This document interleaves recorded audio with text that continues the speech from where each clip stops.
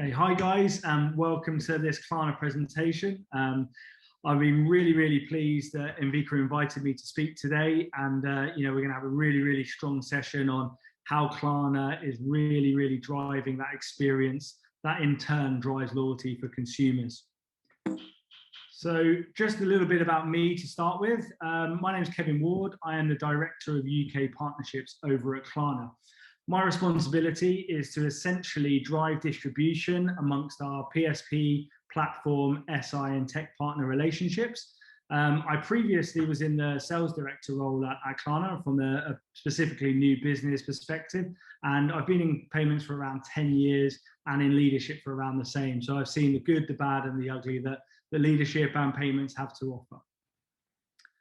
So if we move on, we're going to talk today about experience being the new loyalty. I think one of the really important things that everybody should think about during this presentation is how you perceive things as a consumer. What takes you back to the retailers that you love and the products that you love? We're going to really think about that today when we go through our presentation, and think about the sort of things that really motivate you as a buyer as well.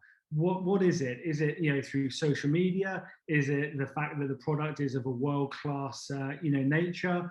All of those great things. Is it advocacy? Do you do what your friends do? Is it one of those things where you really think to yourself, my friendship group are really bought into this brand or product, so by association through that advocacy, I am as well. So lots of things to think about as we're going through.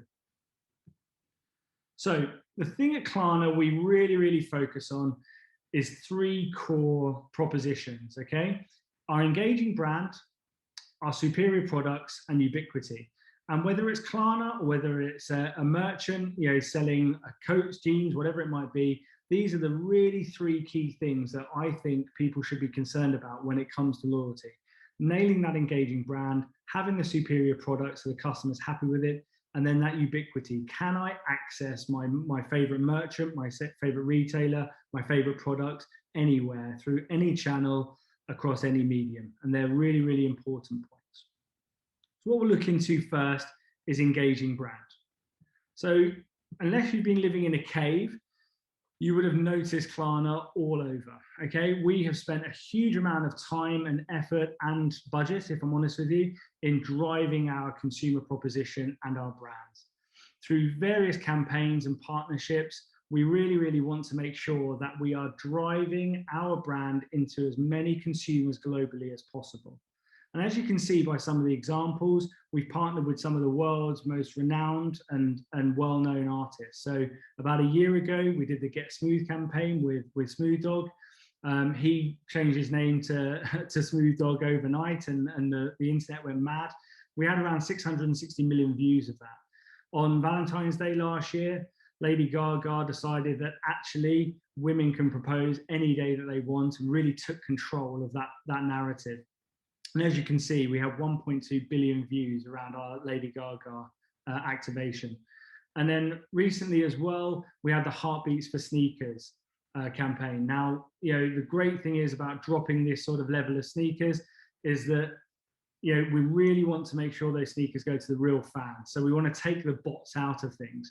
So what we developed was some heartbeat technology so that the consumer could actually go on to our competition, place their finger over their camera on their iPhone, and then the long and short of it was, it allowed you to take your heartbeat to make sure that you weren't a bot and you were entered into some of the hottest drops that sneakers have. And then finally, we had our Super Bowl ad in February. I think you really know you've made it when you're going into the Super Bowl, into the fourth quarter. So we had Mayor Rudolph, go through our 4-quarter size cowboy routine. And the press views were outrageous. So we had around 5 billion press views across the whole piece. So, we invest a huge amount of time, effort and money into this because the most important thing is it is driving our consumer network. And, that consumer network drives advocacy in its own right. And that's important because the long and short of it is that we need to drive all of our shoppers into our retailers to create that loyalty. We have amassed 90 million shoppers at Klarna over the last few years, especially. We've been going since 2005 though. And we're seeing 2 million transactions per day. Really, really important, again, to drive that loyalty. Consumers are now expecting to see Klarna at every checkout at every single retailer. So if it isn't there, we know for a fact that retailers are losing business. We have seen that in lots of our opinion polls through our retailers at the moment.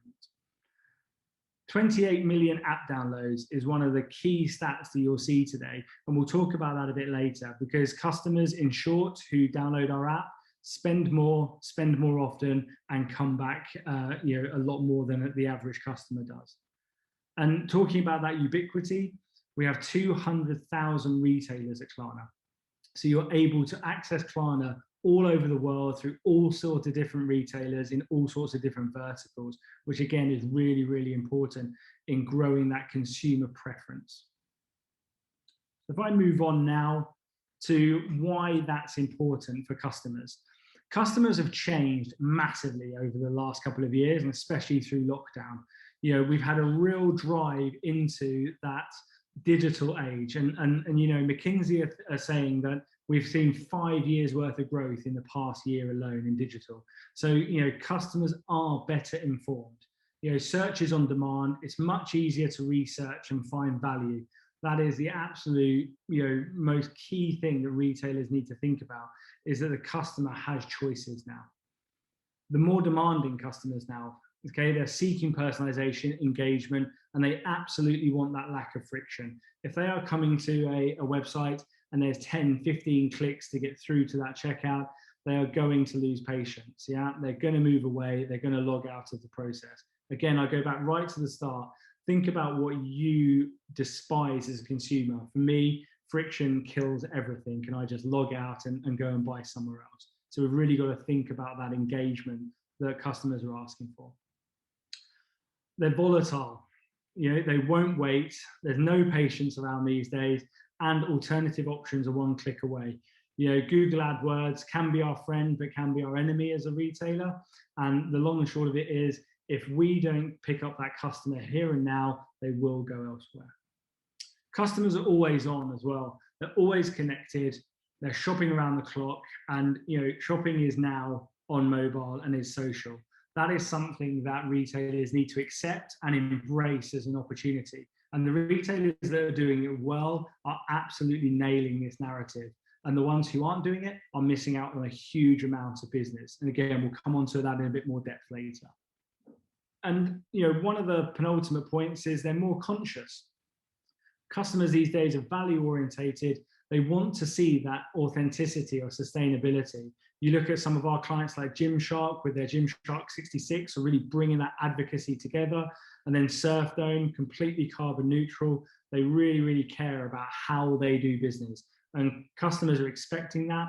And at Klarna, we really like to align ourselves with those retailers as well. And then new demographics.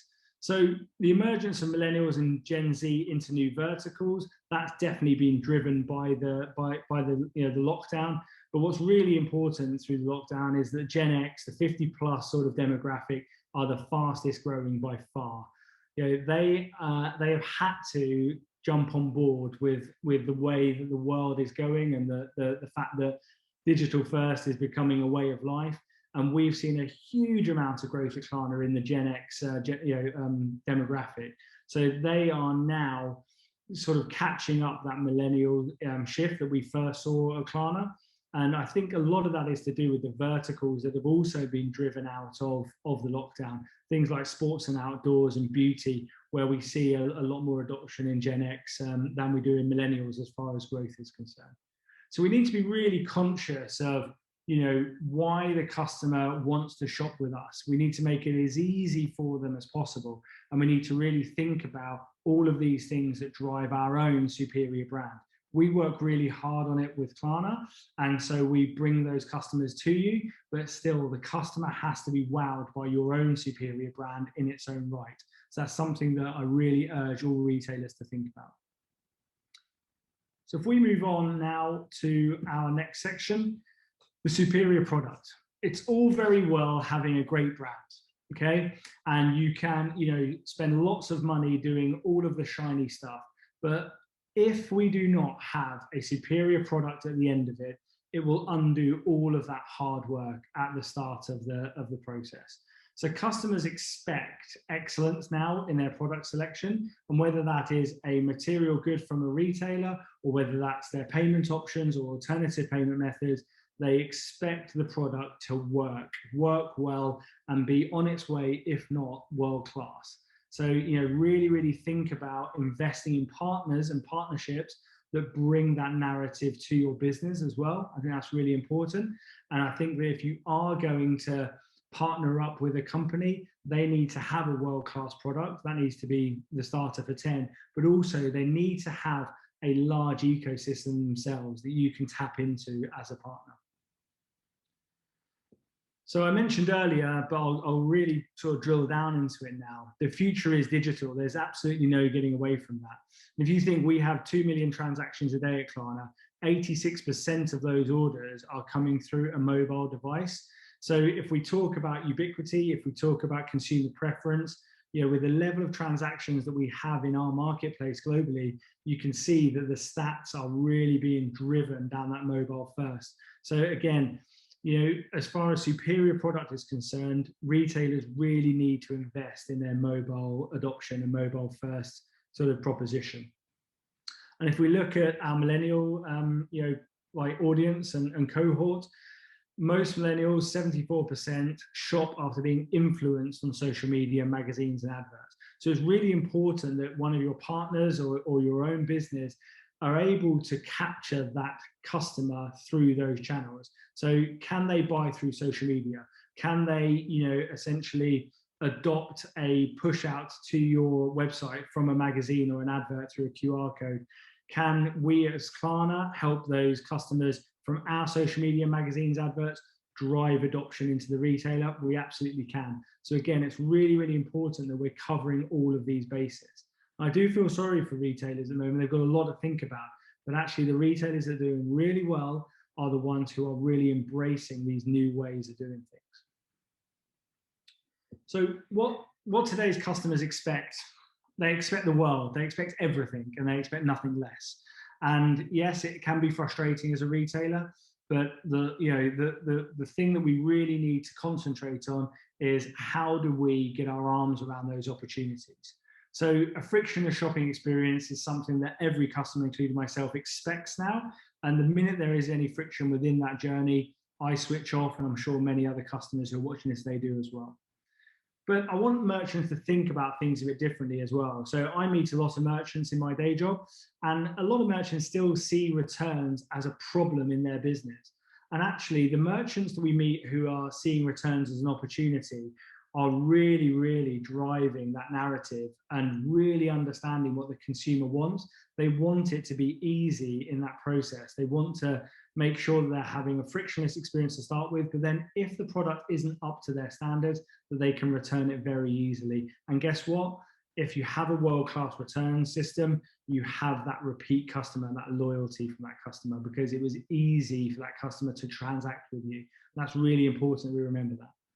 It's really important to have flexible payment options. Of course, I've put Klarna there, you'd expect nothing less, but consumers are expecting that now. We have 13 million customers in the UK alone. We have nearly 4 million customers on our app. So if those customers are not seeing Klarna in the checkout at a retailer now, the long and short of it, the bottom line is that those customers are moving away from that, from that retailer to a retailer that does offer those flexible payment options. Personalization. So every customer likes to be loved. They want to see their preferences coming up first. They want to see their shipping options. With payments, they want to see their preferred payment option at the top of the funnel. So it's nice and easy to have a one-click purchase all the way through. In-app shopping and loyalty programs, again, are becoming an absolute expectation. Customers want to liaise with that merchant and have a relationship with the merchant in the in-app opportunity. So if I look at H&M, who we deal with, we see double the engagement through our app shoppers in H&M as we do our direct consumers on credit and debit card. They spend 20 to 40% more depending on the region, and ultimately it makes them loyal within the program itself just by shopping in app. So ubiquity is very important, like we said earlier. You have to be able to cater for that customer across all of your shopping channels, all of your touch points, be it social media, email marketing, whatever it might be. You need to be accessible to the customer. That's what they expect. So brands that have a social purpose and advocacy, it's not enough now just to have a great brand awareness or a great product or proposition. You have to think about your social purpose. You need to think about advocacy around your brand, and you need to be true to your brand and try not to be something you're not, because customers can sniff that now from a mile away. So then one of the last ones is access to social shopping. It's really important that a customer can flick through Instagram, have a little look at what products they like or what their friends are wearing, and be able to click straight out of that page onto the consumer's website, and then essentially check out with Klarna at one click. We enable our customers to do that and our merchants do that. And again, that is becoming an expectation. And that goes hand in hand with having that strong social media footprint with unique content. And most importantly, the consumer wants to have fun with the interactions with that retailer. So it's really important that we, not take ourselves too seriously and make sure we're having fun in the process. A great example of that is one of our clients, Ann Summers. I mean, have a look at some of their narrative on their website, and they certainly have fun in what they're doing and are very tongue-in-cheek with their marketing. So move on to some more product personalization stuff now. So as you can see by the rolling banner, it's really important that the customer knows what's available when they hit the retailer's website, and they want to see that personalization. So as you can see, we're saying, hi, John, welcome back. Here's your preferred payment method, and you can have one click to go through. And what we see is, really, really high increases in consumer AOV off the back of that. So a good example of Lenovo here, since we implemented our on-site marketing messaging on PDP pages, we've seen a 25% increase in AOV. That's because the customer knows that Klarna is available. They feel like they're going into a personalized shopping experience, and they have a very, very friction-free process to eventually purchase that product. So we're really seeing that uptake when the customer knows what's available early on in that shopping journey. And then I talked a lot about app earlier, but this really brings it to life. Our app customers have a higher level of engagement. They have consumer preference. They show a huge amount of loyalty. And most important, they buy more and more often. So as we sit here today across our whole book, those 28 million app users that we have globally, we're seeing around 25% additions in their orders. And actually, they shop 28% more often than our credit and debit card customers. So, having your own app, we're making sure we as a partnership drive customers into that app adoption is really, really, really important. So that's something that I think is going to grow exponentially over the next couple of years. And we're really seeing that with our partnership with H&M. And finally, on the product side of things is our Express Checkout. With our Express Checkout, if you're a repeat shopper, you come straight onto, in this case, Shein's website, and you'll see the Klarna Express payment button there. It completely reduces the friction, allowing that one-click checkout. And the conversion off the back of this is massive, because ultimately we are driving a consumer who is bought into Klarna and Shein as a partnership. They're coming onto a website where they can go through to the payment page in one click, and they are checking out through their preferred payment method through one click. And all of the consumer's details are held between Shein and Klarna. So, the customer can just have a seamless purchasing experience off the back of that.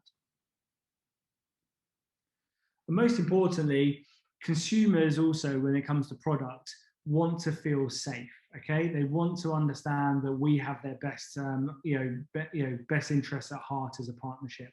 So, we have a pre-filled checkout, so the customer feels that personalization when they come back. There's inline integrations available, so we really, really advise all of our merchants to go inline, because as soon as you have a HPP, a hosted payment page integration, you're moving away from your own website. And what we find is there's a huge amount of conversion drop off. Some of our competitors do this, and that's not a great experience for consumers or the merchant in increasing that conversion. But also we have buyers protection and sellers protection. So buyers for the consumer and sellers for our partners. So Klarna take the fraud and credit risk, without any fees. And also with buyer's protection, if the customer doesn't want it or doesn't pay, the long and short of it is that we will not chase that customer for any payment, and it's 0% with 0 fees at all times. Really, really important that the customers feel safe and secure in their purchasing journey. So moving finally now onto ubiquity. This is something that is really, really important at Klarna, and I really think and urge all of the retailers listening today to really drive this portion of their business. We must make it really, really easy for consumers to transact with both Klarna and the merchant. So if the consumer wants to launch from social, wants to go online, wants to go through a bus ad, wants to go into store, they must be catered for, and the payment journey and the store journey need to be seamless across all of those channels, and that is an absolute expectation we are seeing and hearing from consumers. So Klarna works in all of your channels, so we're in store, in app, and everywhere else. Really, really important that we absolutely nail this, and the most important part of this is that the customer doesn't see any difference in their journey, whatever direction or channel they come through. And I see lots of good examples of this. My favorite is Levi's. They've got a superb online channel, but when you go into store, they've got great POS systems. There's lots of personalization there, and the staff are highly trained. So whatever touch point I've ever had with Levi's, I've been really, really happy with their journey. And in-app, it's really important that as a Klarna consumer, we can drive that customer out to those retailers as well. And this is probably the most important slide that I'll cover today. So this is our Klarna ecosystem, and we worked incredibly hard to drive adoption into all of these channels. I was talking to the guys at Invika earlier about this, and I think what's really important is that all of the merchants and retailers out there need to really have a look at these channels and ask themselves, are we doing everything we can through these channels ourselves? If you look at our social media, we're up to 170,000 followers. Now, for a bank, that is pretty much market leading. With our emails, we see a 1.4 million reach of our newsletter with a 23% open rate compared to the average open rate of about 2%. So you can see our Klarna customers are very engaged. The Klarna app, we have 3.4 million downloads. And when we think about consumer preference, we have more customers that have downloaded our app than our competitors have customers combined. And so again, that consumer preference needs to be driven from your partners, and it's important that you select partners that can help you drive that consumer journey. From Klarna.com, we see 2.5 million monthly page views. Most importantly, 1 million of those customers click out to the brands that we partner with on a monthly basis. Really, really important. And what we do with those brands, we make sure that through our analytics managers and our teams, that we actually show how many customers went on to buy, what the average transaction value was, and how often that customer has actually been seen within that retailer. So again, some really, really gritty, deep diving analytics on show there. And then PR, we always make sure there's a buzz around our retailers and Klarna. And we have actually 25 million average impressions on a monthly basis through our PR. And that is also pushed through our Klarna squad. So we have a squad of influencers where we're seeing 2 million monthly impressions, driven from that squad as well. So if you look at that holistic view of how we communicate with our consumers and we drive performance in our customer set and drive them into our retailer partnerships, that is a huge USP for Klarna that we actually do for free as it stands. And I think as a consumer, that's what consumers expect now. And I think as a merchant, we need to make sure that all of our merchant partners are following this sort of narrative to make sure we're driving performance in all of those consumers. And, as I said earlier around advocacy, it's really important that we align ourselves with our partners to make sure that we're doing things for the greater good as well. So, the consumers who are app users, etc., can see that Klarna and ASOS are in partnership with the Red Cross, and that we are driving that adoption for good causes as well. Gymshark did their Gymshark 66 campaign that Klarna was involved in, where it takes 66 days to basically drive a habit into reality. And all of these things resonate with customers. They want more than just the product or just a wacky social media sort of post now. They want to understand, how can I be an advocate of that brand? How can my peer group be an advocate of that brand? And do I align myself with that brand on a peer-to-peer basis? And if customers get that right and consumers get that right, it really resonates with the retailers as well. And then finally, the so what moment. I've talked a lot today around what I think drives loyalty, but what really matters is actually the results off the back of that. So if we look at some of our results that we see at Klarna, across our book, we see generally a 41% AOV increase versus credit and debit card, a 20% increase on conversion, a 45% increase in frequency. So, really, really driving that loyalty position. And 44% of customers are saying they wouldn't have actually bought unless Klarna was available. And that's not from a small sample. That was from a 10,000 person sample, that stat. So, really, really looking to drive that advocacy and that loyalty in our own customer base and understand what it really means to have Klarna available. And then we look at our retailer results. Some big names there who, before their partnership with Klarna, probably thought they were absolutely nailing it. And of course they were to a certain extent, but having that partnership and really opening their eyes and listening to how we can drive performance has really helped some of these brands. So with H&M, we drive an 11% conversion increase. With Adidas, we're driving 464,000 leads to Adidas every single month in the UK. Sonos, a 61 increase in AOV. Ultimately, they're putting another speaker into their basket every time. So it's driving that loyalty. A 48% increase in AOV at ASOS, and a 36% increase via Sephora.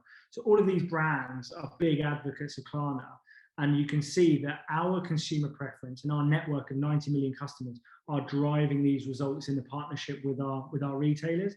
And what the ultimate result is for all of our partnerships is that Klarna customers are more loyal, they spend more, and they convert more. So it's really important that we have as many partnerships as possible. And with 200,000 partnerships and increasing at the moment, we feel like we're in a good space, but there's always work to do. So guys, thank you for listening. I know it's a bit of a whistle-stop tour with only sort of 20 minutes, but I really, really appreciate your time, and hopefully you learned lots around loyalty and what experience should be driving now in the modern digital age. And if anybody wants to reach out to me for a further deep dive from a Klarna perspective, please do so at Kevin Ward on LinkedIn. Thank you very much.